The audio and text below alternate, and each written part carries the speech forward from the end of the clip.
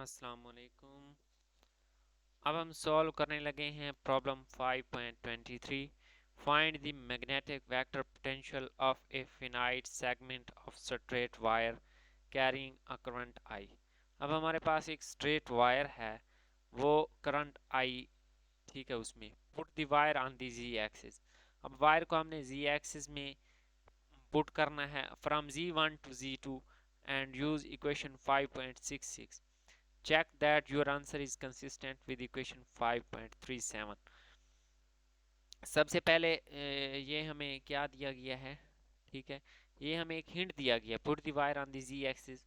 सबसे पहले हमने वायर को जी एक्सिस पे पुट कर देना है और Z1 से Z2 तक हमने क्या है, find the magnetic vector potential find करना है। अब मैंने क्या किया है, ये वायर मैंने ले लिया है, उसको क्या है जी एक्सिस पे पुट कर दिया है और Z1 से Z2 मैंने क्या है उस पे मैग्नेटिक वेक्टर पोटेंशियल फाइंड करना है।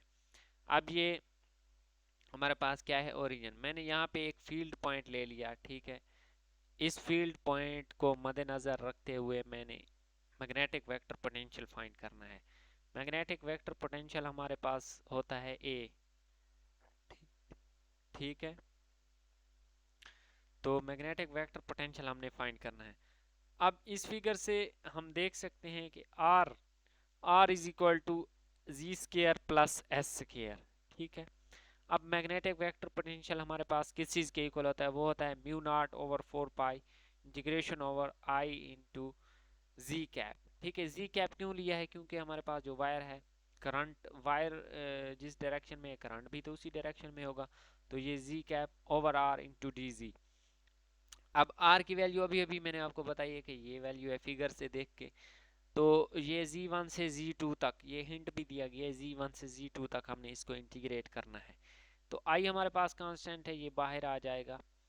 तो अब इस इंटीग्रेशन को सॉल्व करने के लिए सबसे पहले हमने क्या है, लेट करना है।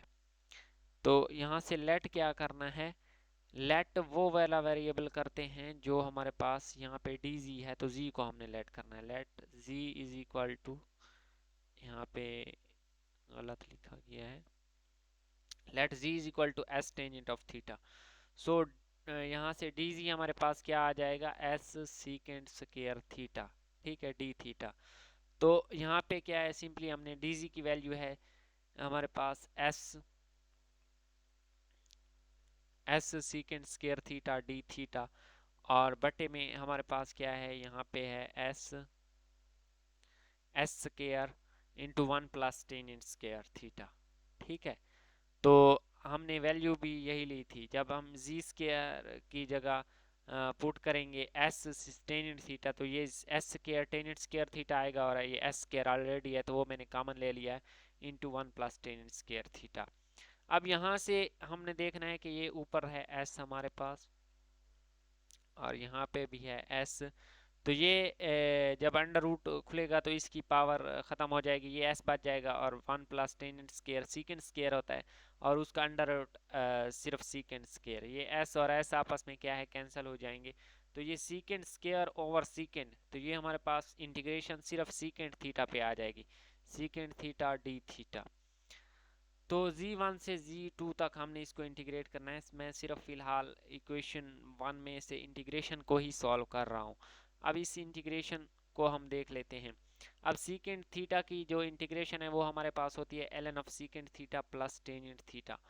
अब हमने क्या लेट किया था, हमने लेट किया था z is equal to S tangent of theta, तो यहाँ से टेंजेंट ऑफ थीटा की वैल्यू हम निकाल लेते हैं और सीकेंड ऑफ थीटा की भी।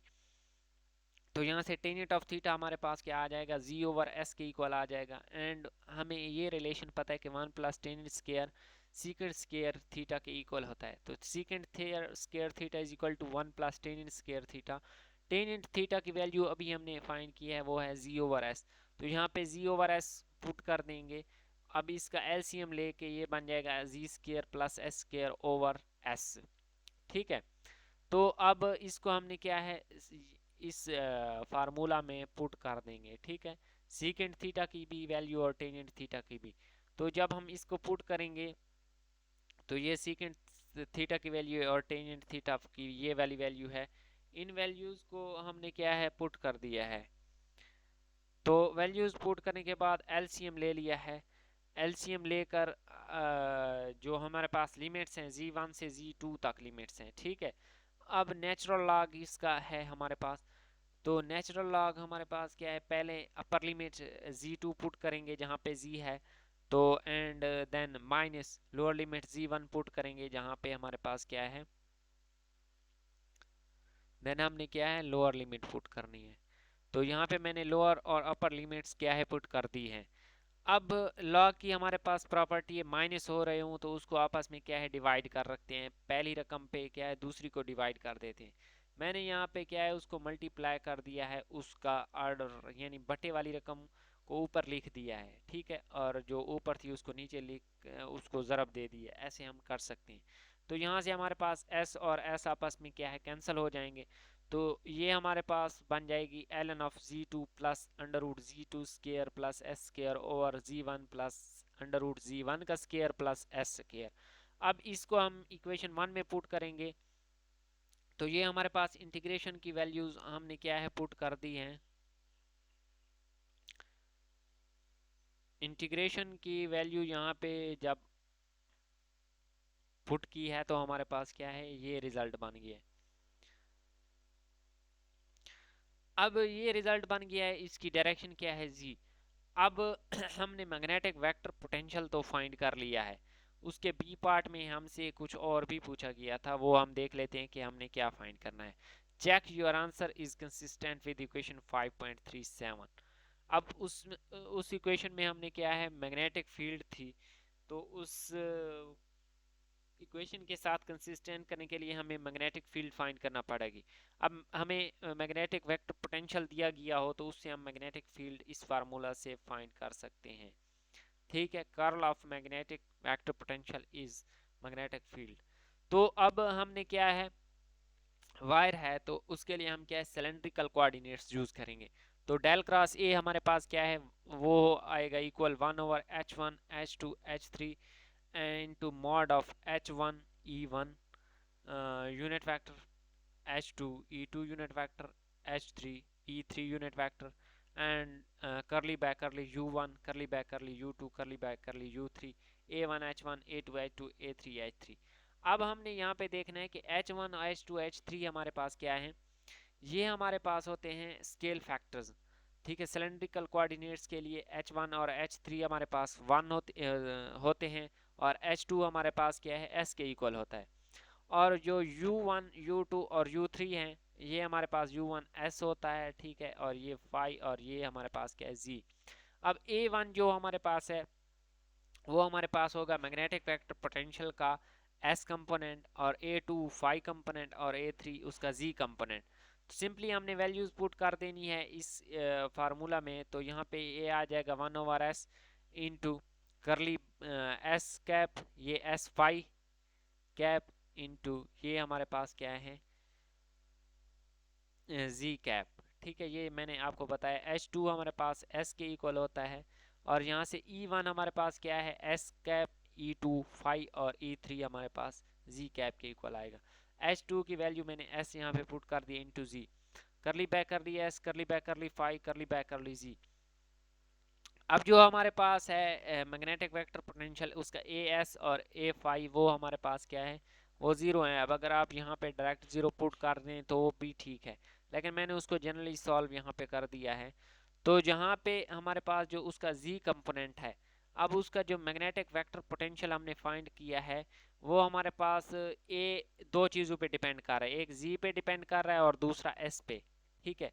अगर जिस इंटीग्रेशन में या जिस डेरिवेटिव में हमारे पास वो मौजूद नहीं होंगे, एस के हिसाब से डेरिवेटिव नहीं होगा, तो ए जी हमारे पास क्या है कांस्टेंट के तौर पे बिहेव करेगा।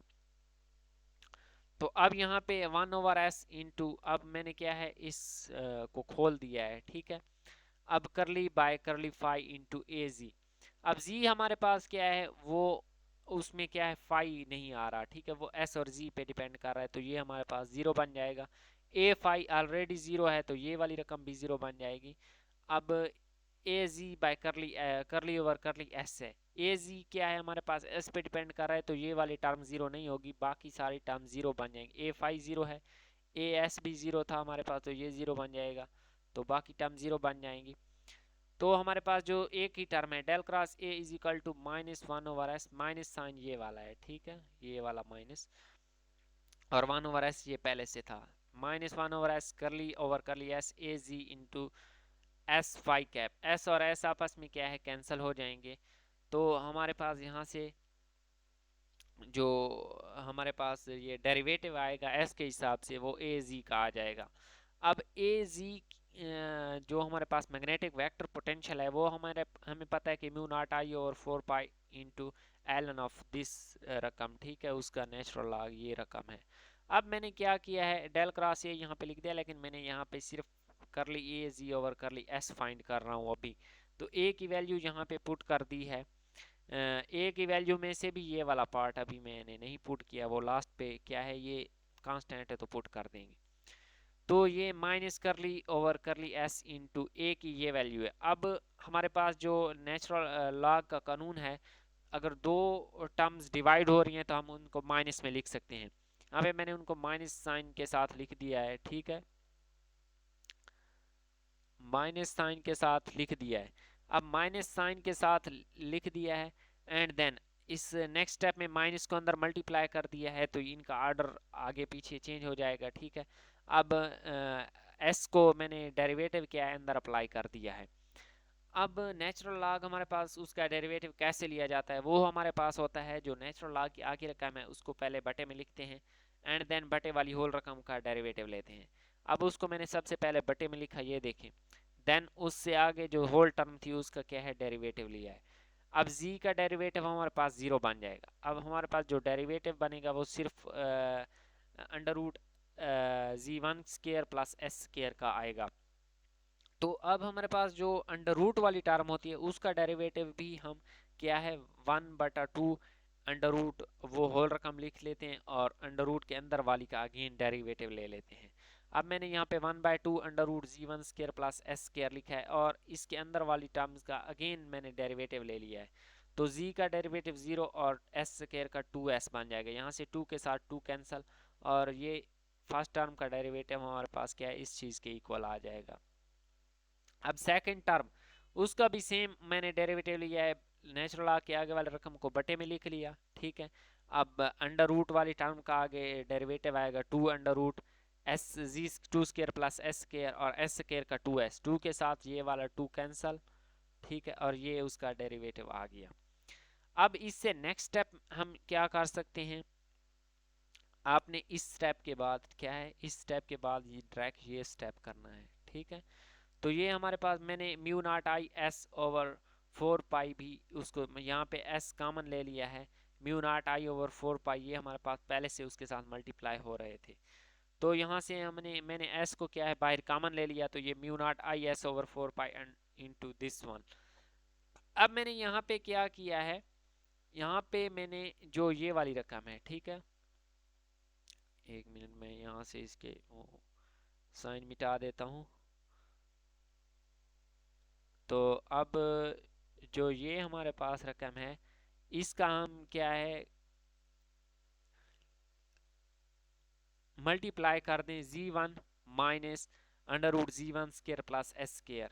तो a जमा b और a माइनस b वाला फार्मूला ये बन जाएगा पहले का स्क्वायर माइनस दूसरे का स्क्वायर, बटे में ये चीज़ आ जाएगी, तो ये बन जाएगा z1 स्क्वायर माइनस इसका स्क्वायर जब ओपन होगा तो वो हमारे पास z1 स्क्वायर माइनस को अंदर मल्टीप्लाई कर दिया माइनस s स्क्वायर बन जाएगा, और ये वाली टर्म एज इट इज उसके साथ क्या है मल्टीप्लाई हो रही है, और ऊपर हमने क्या है मैंने इसी इसके माइनस के साथ मल्टीप्लाई भी किया है और डिवाइड भी किया था, तो ये वाली रकम आ जाएगी।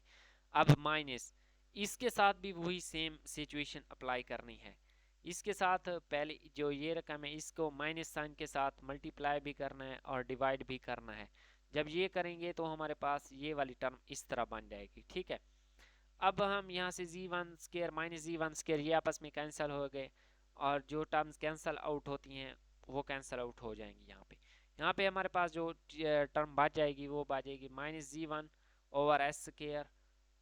अब माइनस क्या है, ये बटे वाला माइनस है, ये वाला माइनस, ठीक है, ये वाला माइनस इधर आ गया, -z1 over S square under root z1 square plus s square plus अब ये दूसरी रकम माइनस थी, मैंने इसको प्लस लिख दिया क्योंकि ये माइनस और ये माइनस आपस में क्या है, प्लस बन जाएंगे। तो ये प्लस बन गई, तो ये बन जाएगी प्लस की, और ये अगेन जब हम इनको क्या है, ये मैंने यहाँ पे किया है, ये भी आप देख लें। Z1 पे ये वाली रकम पूरी डिवाइड कर दी, माइनस Z2 पे ये वाली रकम सारी डिवाइड कर दी, मैंने ये वाला स्टेप किया है, ठीक है। अलग अलग प्लस और माइनस पे डिवाइड कर दिया है। तो यहाँ से हमारे पास ये वाली टर्म आपस में क्या है, कैंसिल हो जाएंगी, दो टर्म्स बच जाएंगी। तो मैंने किया नेक्स्ट स्टेप में, इनका ऑर्डर जो माइनस वाली है उसको बाद में लिख लिया है, और Z1 वाली जो प्लस वाली है उसको पहले लिख लिया है।